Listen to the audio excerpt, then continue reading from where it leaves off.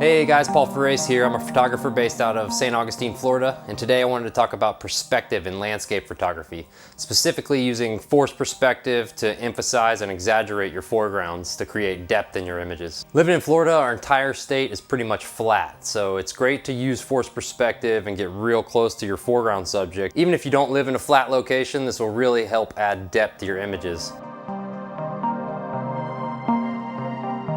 All right, number one, you want to use a wide angle lens. When you get to the edges of your wide angle lens, things start to exaggerate and push out. So you can use that to your advantage to really exaggerate things that are on the edges or close and like to the bottom of your frame. So objects in the center of the frame will get smaller and objects on the edges of your frame are gonna be exaggerated and extend out. So in landscape photography, we can use that as a great creative tool to exaggerate our foregrounds to make more interest and depth in our images.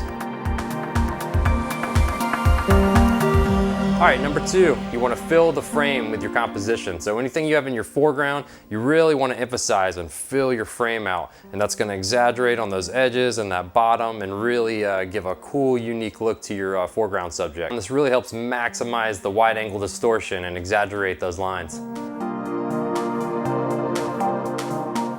All right, number three, one thing I like to do is tilt my camera downwards a little bit. And this can help even more accentuate the exaggeration of the wide angle lens, and this also can help you limit how much sky is in your shot and really help you balance to create depth and a visual interest all the way through your image.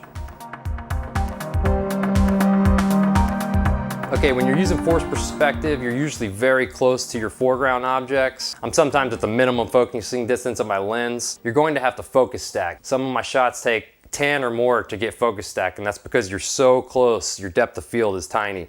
I would always take extra shots just in case. At first I was doing 3 or 4 and I quickly learned I needed to up it to 8, 10, 12 sometimes to get everything I want in focus. Definitely practice your focus stacking, and I like to do it manually. I just turn it all the way to close, shot. I just slowly inch my focus wheel manually, shot, and I run through the whole range. That way I know I have everything I need, and if I took extra frames, I can just throw them away. All right, let's check out some examples of these techniques that I've used in my photos, and I'll show you what I'm talking about. All right, this is a shot I took in Marineland, Florida of Coquina Rock on the ocean. It's a beautiful sunset. We had a great orange sky, and it's basically a flat beach. I mean, there's no elevation anywhere, so you really have to take advantage of forced perspective to add any kind of depth and movement in through the image. So what I did here is got very close to these coquina rocks, and they're only about 2 or 3 foot high, but as you can see, as I got so close to them, they're really exaggerated, and it worked. And I love the way the shape of the rocks and actually the negative space between the rocks kind of S-curves through out to that little lone tree in the background, and then the sky. It's also the brightest part of the image right there by the tree. But yeah, using forced perspective, focus stacking, I was able to get very close to these rocks and add a cool interest that you really wouldn't normally get. But like I said, I did focus stack this shot aggressively. I think I took 10 shots for the foreground and then 1 shot for the exposure on the sky. All right, this next photo is a shot I took at Black Rock Beach, just north of Jacksonville, Florida. And at low tide, the tide pools come out and you can use all the reflections and great textures of the rocks. But in this shot, I used the downward technique to really emphasize how much foreground I had and minimize how much sky was actually in the shot. Still a bit, but I did face down. And this is also focus stacked, but I think I only took 2 for this one because the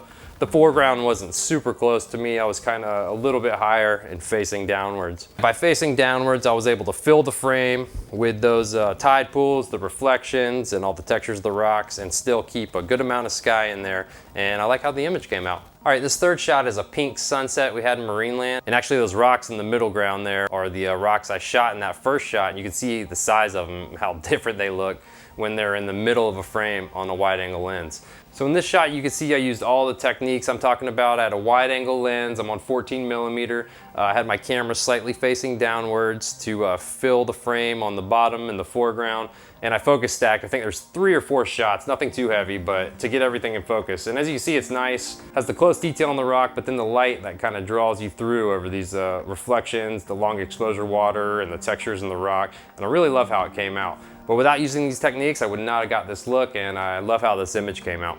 So using these forced perspective techniques in your compositions can really help pay off if you're trying to create depth in your images. If you're new here, be sure to subscribe if you like landscape adventures, photo editing, and discussion. And I really appreciate it, guys. We'll see you next time. Thanks.